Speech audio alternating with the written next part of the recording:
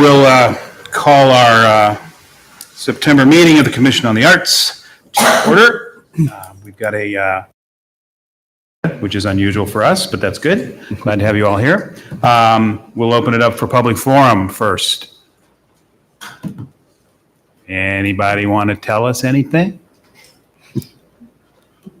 Come up to the podium, please.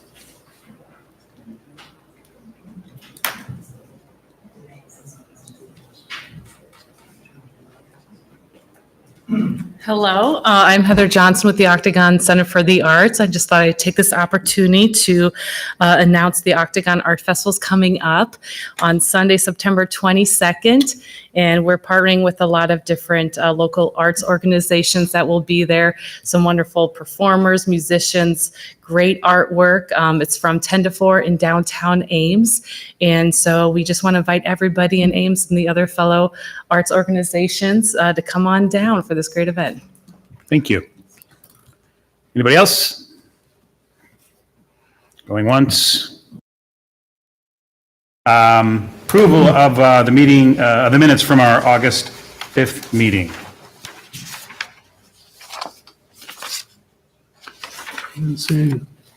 I'd say approved and submitted. Second. All in favor? Aye. Aye. All right. Good. We have two 2018-19 annual grant final. We approved the bulk of them last month, and we had two outstanding, KHOI and Ames Children's Choir, which we now have in our possession, and we need to approve.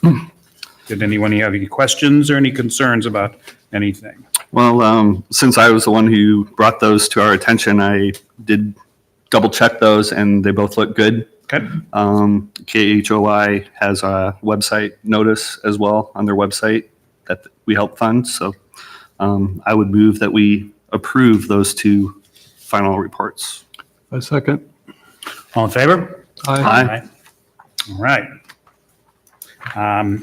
Next up is we have a final report for a spring 2019 special project grant from ACAC. And where's it ACAC? Is it ACAC? ACAC. Okay, so that was primarily, we needed some of their promotional materials, right? Is that it? They didn't submit their application on time. Right. That was the final Their report. report. That was On late. time. Okay. So we just need to approve. Yes. Okay. Need I'll a move and a we second. approve. I'll second. All right, all in favor? Aye. Aye. We're a very amenable group tonight. Okay, we have a discussion with, is Craig here? Yes. Craig Kaufman with the city. We've had some questions about the auditorium. Some of the rates have gone up recently, which is resulting in some additional costs for some of our organizations. And it was suggested that maybe Craig come and kind of tell us what's going on and Sure. help us understand that a little Absolutely. bit clearer. Well, first Thank of you all, for being here. I don't know why I've never been here before. I should probably be here more often. Come and ask us for a grant. Yeah, sure, absolutely. That'll probably go over really well.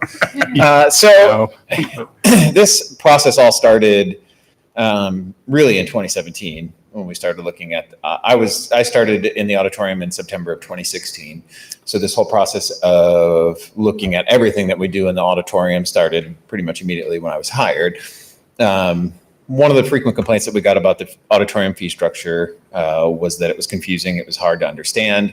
There was a bunch of different pieces and different components depending on seats and hours and what organization you belong to.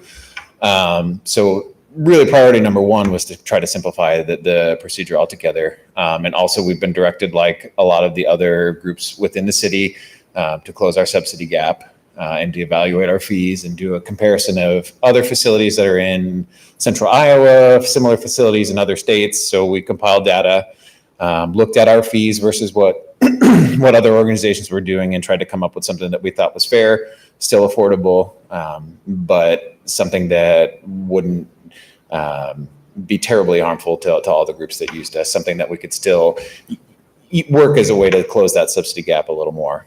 For most of the groups, it was not a terribly large increase. However, for some of our groups, there was some leftover fee structures in place from the old fee structure, specifically Story Theater Company and Co-Motion Dance, who did have a long-term rental agreement. And then there were some other ACAC components that were eliminated. What we wanted to do is simplify it in another way.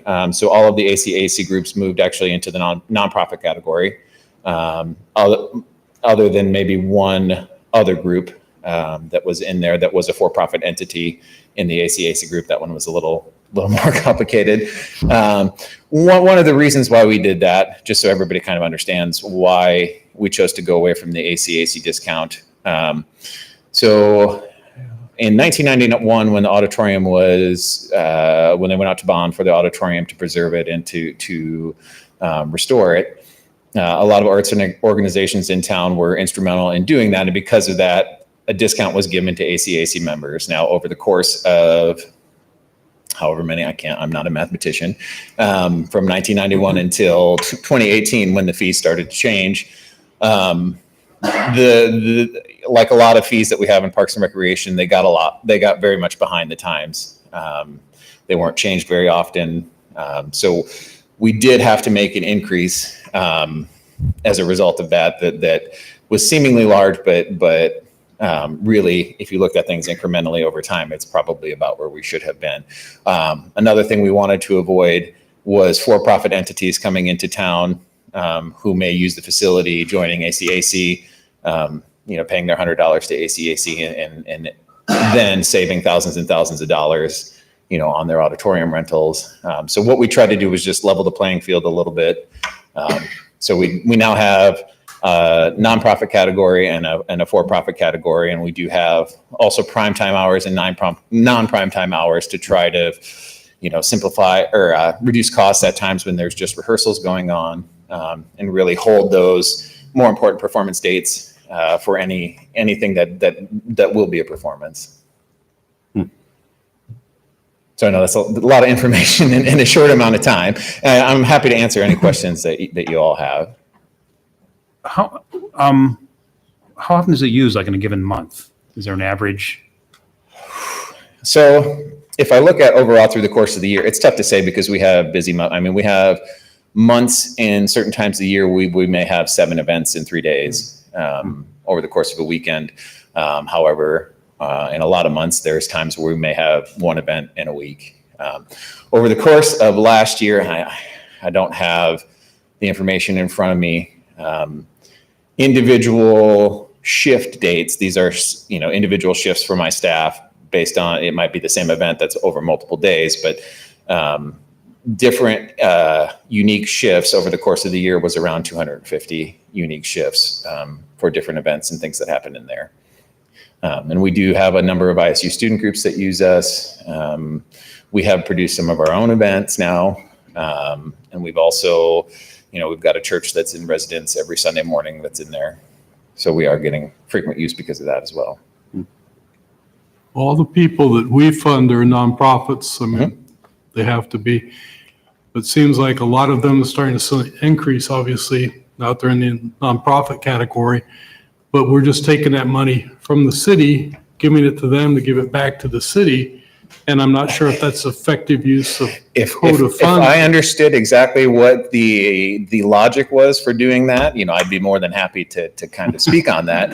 I've had lots of conversations, and I think a lot of folks here that know me pretty well at this point.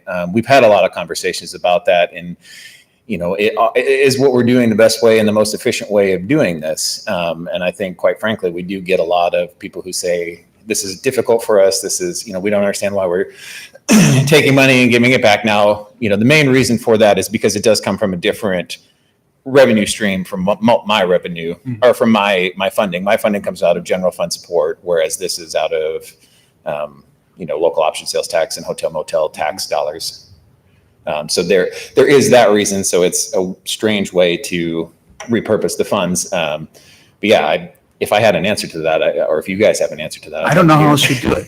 I mean, can how you else would you layer do the it? nonprofits based on? Well, there are,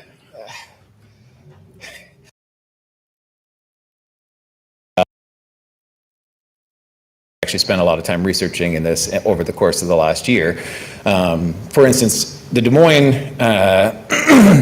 area, they have 17 partner communities that are involved in Bravo DSM. I don't know if you all are familiar with Bravo DSM. What they do is they give 2/7 of their hotel motel tax directly to Bravo DSM, and they use a private entity to actually do the grant making in the area.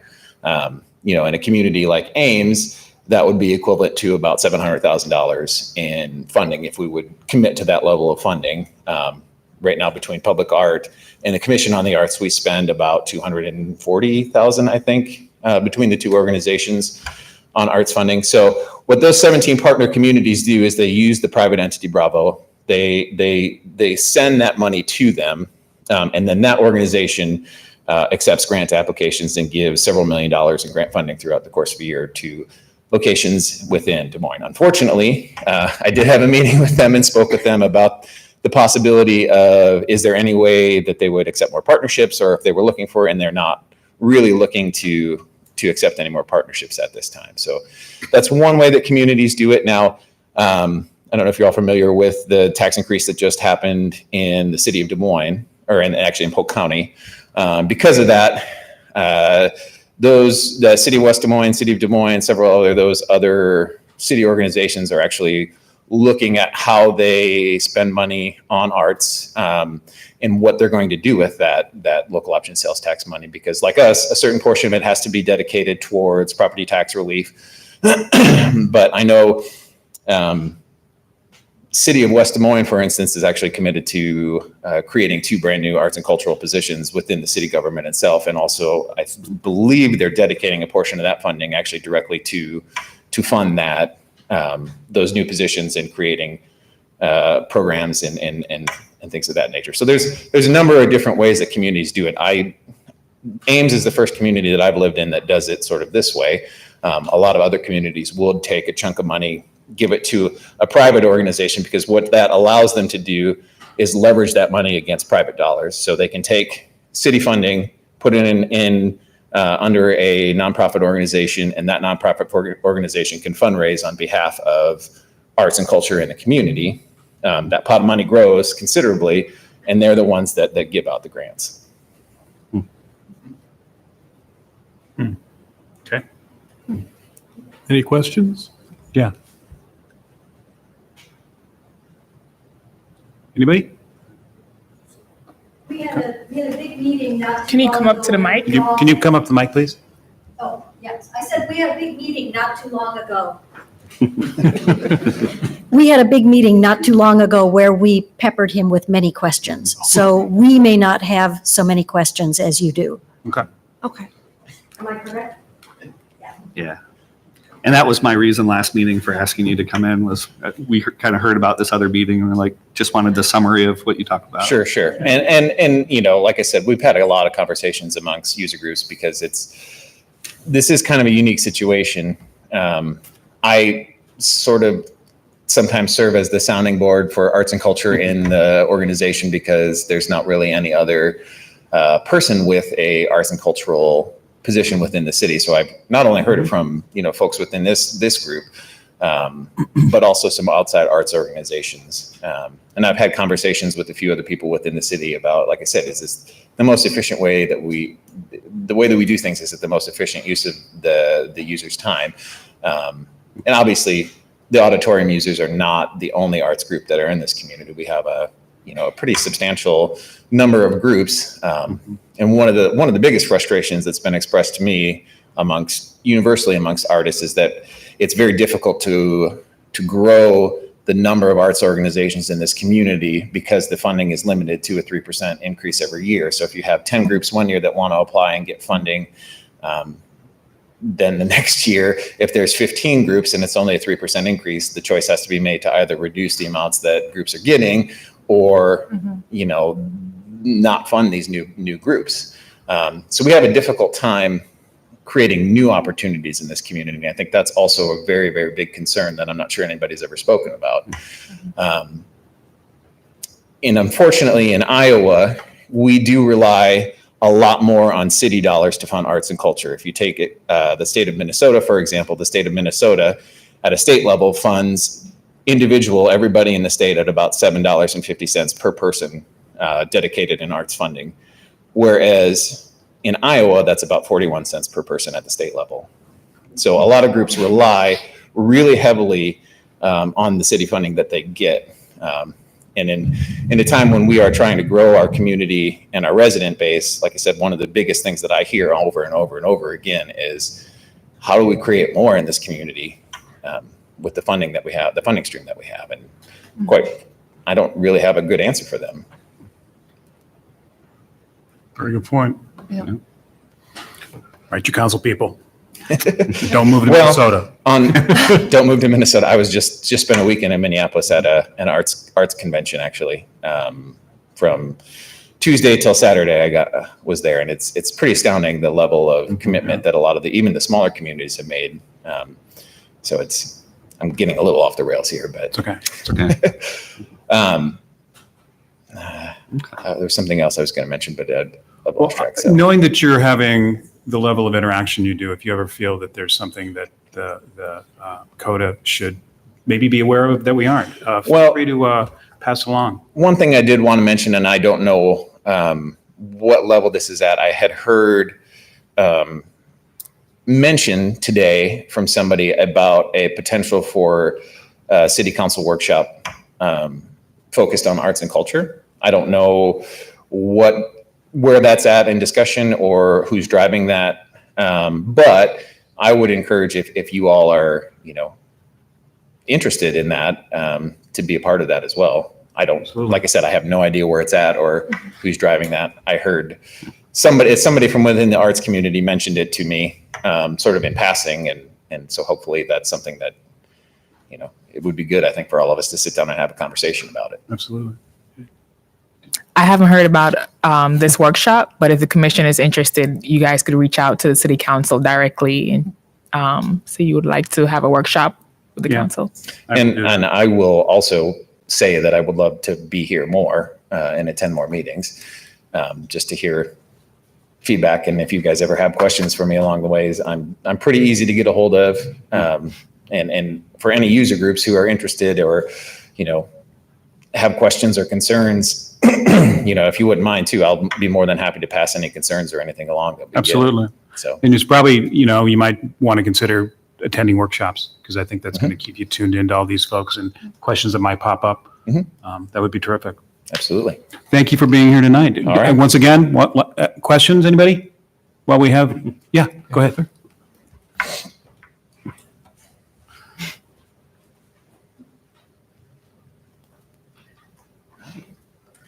Kind of echoing what Craig said, that the funding from the city compared to states and whatnot has been a discussion for years. And so I didn't know if might be helpful if there was a letter sent, maybe from the participants that receive CODA funding that may be sent to you or the city council, kind of talking more about the specifics and the struggles that a lot of the other nonprofits face, being kind of with the lack of funding. So I didn't know if that would be something that might be helpful in this next round of funding for the city at all. So a representative from this commission, you do meet with the council during budget. That's where you could raise it, or you could send the council a letter. Or I think both. following the process for being when we're in front of the council is probably the wisest, but going in there with some facts and feelings would probably be a very good idea. So that happens, when does that happen? February. Okay, so we have some time to let this soak in. If you would allow us to maybe give this some thought, we can discuss it further at our next meeting and then reach out and kind of figure out what kind of next steps we want. I think some very good issues are being raised here. And I am certainly willing to get that information in the hands of people who need it and the decision makers. Okay. But I think we need to figure out the best approach and Yes. the best kind of information we would need from you all. Okay, Great. so let's plan on discussing that at the next meeting and then do some follow-up. All right. Okay? Thank you. That's great, thank you. Thank you. Hi. Thank you, Craig. I just had a question. I don't know if this is the appropriate time, but you were Go ahead. asking for questions. So when do you know the amount of money that you're going to allocate for funding? Like, is that set right now? And so the February budget meeting would be setting the next year's It will be after the February budget after the meeting. February. So are you going to consider, it seemed like there was a lot more applicants for the CODA funding last year. Are you going to consider that total when asking city council for this year's February total? Correct. That total is considered, and that's that increase. It could be anywhere from 0 to 5% is Okay, the recommendation. thanks. Thank you. Okay. That was terrific. Thank you all, Yeah, especially thank you, you. Craig. Okay. At our last meeting, we were talking about, there's some inconsistencies maybe. There's a requirement that CODA funding be acknowledged in the materials of the organizations that are receiving grants. Most folks are great about it, but there's some inconsistencies. So we thought maybe it would be a good idea to have something on the books with some instruction, some clearly stated instruction, and not a mandate for what you would use, but an example. The instructions read, organizations that receive CODA funding must include the CODA funding acknowledgement statement and optionally the CODA logo. We have a logo now. Yeah. The CODA logo on all print and or electronic materials. We have these in JPEG, EPS, whatever AI means, I forget, PDF file formats. It's the logo, it's the Ames logo with Commission on the Arts underneath it, and the line supported in part through local option tax funds provided by the City of Ames through the Commission on the Arts. So you don't have to like make it up on your own. We have it for you now. And this will be available for cutting, pasting, downloading. On the CODA webpage, I'll be putting the instructions as well as the examples of the logo online.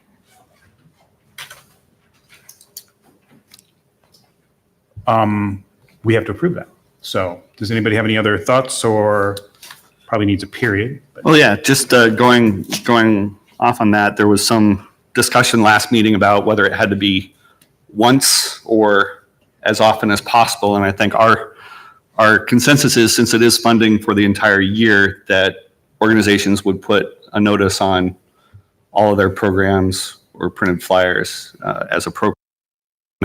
A flyer once in August and nothing until Yeah, the next year. And that wording is consistent with what is in at least the spring special project, where it has the on all printed material and stuff like that. So that was part of the discussion. So, yeah, I think it's great. The logo's in black and white, on transparent, on all sorts of things that you can do. Just don't change the colors if you if you use the color one. So, but yeah, I'd move to approve the wording and the word mark that was generated. I would second that. I think it's great. all in favor? Aye. Aye. All right. Now it's the moment we've all been waiting for. The Spring Special Project Grant and Annual Grant Workshop. All right. Hand it off to Sheik. Yes. So thank you all for being here tonight. I'm going to be taking the next few minutes to review both the requirements and the process for the annual and the spring special project grant. So we're going to start with the annual grant first. So one of the first requirement is that a representative be here tonight at this workshop. So congrats on making it here.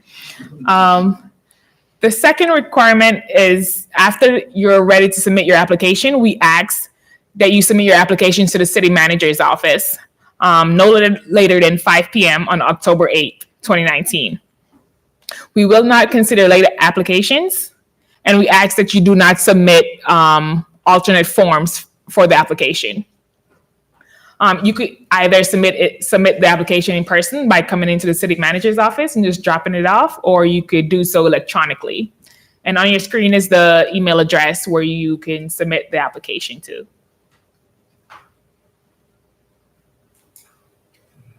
Second requirement is for you to schedule an annual grant hearing, which will take place on November 4th, 2019.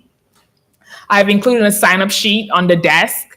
So if you haven't signed up, please make sure that you do so tonight. Otherwise, you could call the office and I'll get you scheduled. And that's how we know who was here and who was not here for the workshop. The hearings will be held here in the City Council chambers, and we ask that the organizations limit their presentation to 5 minutes. Funding recommendations will be posted in City Hall downstairs on the bulletin board, but I'll also try to get it on the CODA webpage. Okay. To be eligible, you must be a nonprofit, tax-exempt, non-governmental agency. You must be located in Ames. Your bylaws and mission must have something to do with art. And we do ask that you submit that with your application. You must not discriminate against protected classes, and those classes are listed in your application. And as we just discussed, the commission wants you to include this funding acknowledgement statement on your application. And it states, support in part through local option tax funds provided by the City of Ames through the Commission on the Arts.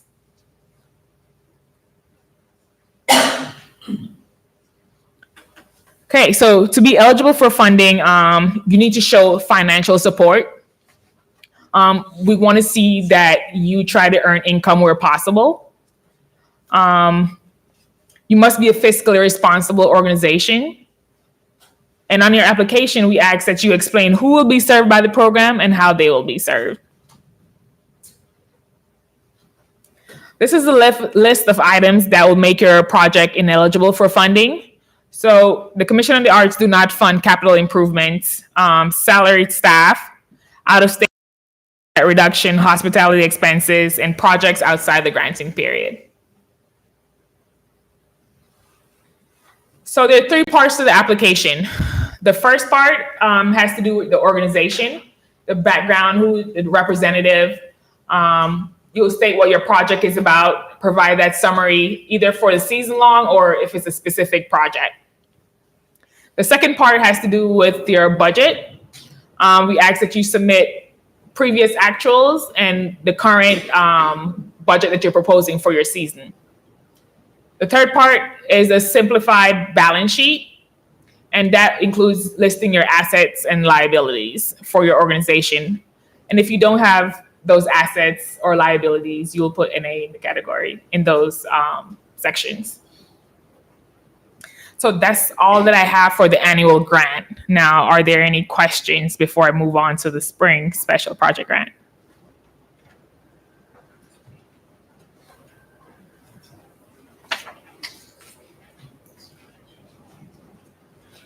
This is a question which has more to do with the motion that just passed. Say when we advertise our concert, Tribune or the Sun with limited space or with radio underwriting, it's not clear to me whether the supported by CODA verbiage in that needs to be included in that full extent. I think we're understanding of what challenges you might face there, also given the price of any sort of advertising. I think it would be unfair for us to expect it on every single solitary case, but we would want to see it on the majority of them. If you have a flyer for your concert, absolutely. If you have a website where you're promoting it, absolutely. When you introduce the band, I give it a mention. I think, we may not have a written record of that, but I think those kind of actions certainly help. So we're understanding of the limitations you might have in certain space situations. Yeah, Yes. part of the thing by providing the example also was to get away from some verbiage that might say supported in part through the Ames Commission on the Arts Council, which combines ACAC and the Commission on the Arts, and so there's been some confusion over those two organizations. So just providing an example of some verbiage. So, Okay, thank you. because that has happened. Nothing's easy. Are there any other questions? So we'll move on to the special project grant. So the special project grants are for those special opportunities and circumstances that cannot be anticipated within CODA's normal annual grant process. So the program will not be funded if it was denied during the annual grant process, unless the proposal was significantly modified.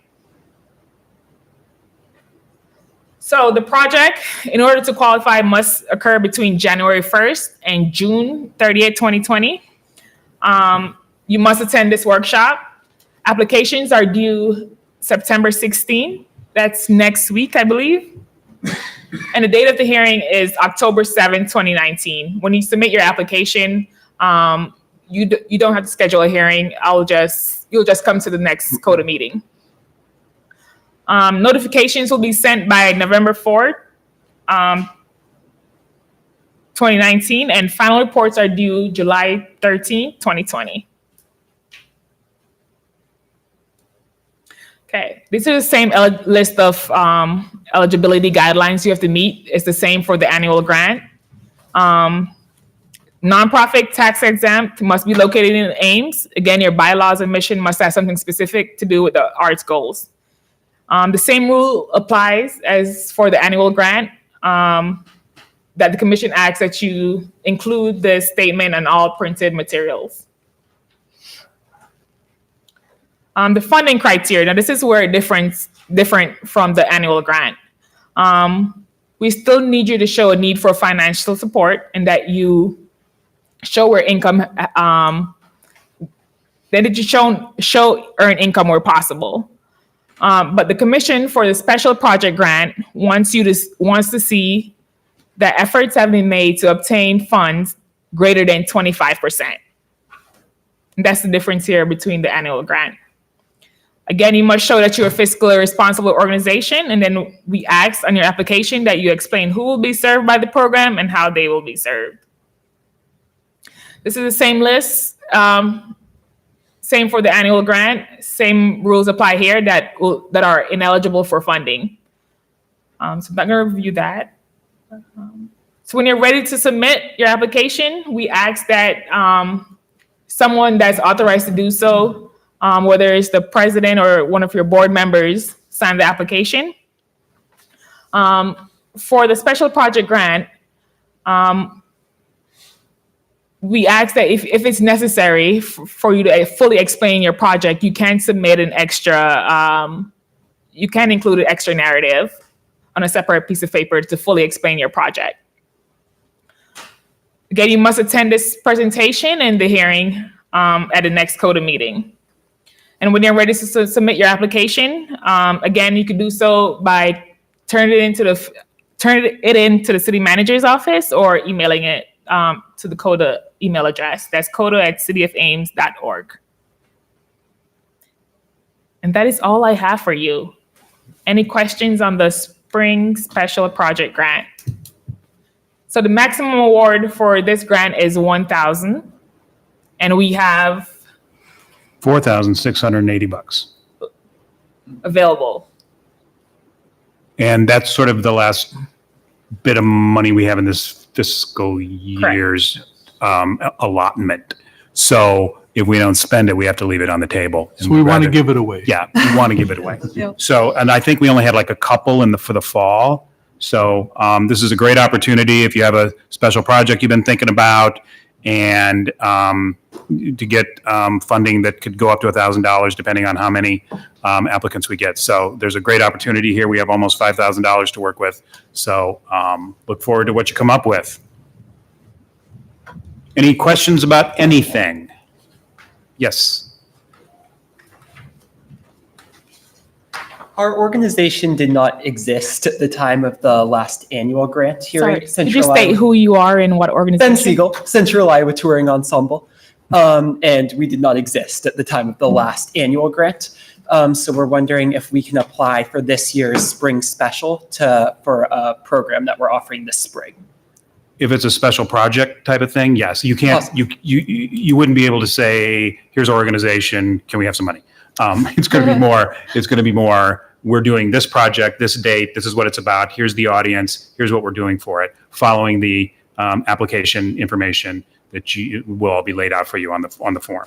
So, yes, Awesome. short answer. Thank you. I think you'll be fine. Yeah, thank you. And congratulations on your existence. We all need that Yes, sometimes. yes. He's right. You do. All of you. I had a question, just being the new guy. I just had a question whether the grant applications in either one, are they considered, since they are submitted through the city, of public record, inspectable by any member of the community at any time in their entirety, yada, yada, yada? Correct. Okay. It was just, I wasn't sure, so. Submit a FOIA request, and you could have whatever document you would like. Okay, with that, we will close the workshop. Did you have a question? Yeah, come on up. Sorry, can you state your name and your organization? Yes. Paul Hertz, Ames Children's Choirs. And this actually goes back to Craig's presentation, and this isn't really under CODA's preview, but I guess especially with the possibility of there being a arts and culture workshop for the council, it would be relevant. A lot of us have thought it would be great if we were able to have some sort of promotion of upcoming events at the auditorium on the facade of the auditorium. Ideally a marquee, but even just as simple as having a poster in the window, that wouldn't require any extra stuff. I understand there's some restrictions with the historic architecture, but in practice, it's impossible for you. The only place you can find upcoming events is if you go, if you actually go actively searching for them, and even during events. The only way you can tell there's an event going on is if maybe the organization holding the event has a sandwich board outside. Yeah. Mhm. So that's something the council would have to deal with, but Sure. it's something to be on everyone's radar. Yeah, Appreciate the suggestion. Yeah. thank Thank you. you. Okay, anybody else? Workshop related questions or anything? Or anything? Good? All right. We will finish up then. We have some upcoming important dates. Just a reminder, special project grant applications are due September 16th. The special project grant hearings will be October 7th, which is also the date of our next meeting. So it really nicely coincides, doesn't it? Are there any other questions or comments or anything? If not, I move we adjourn. we're adjourned. Thank you all.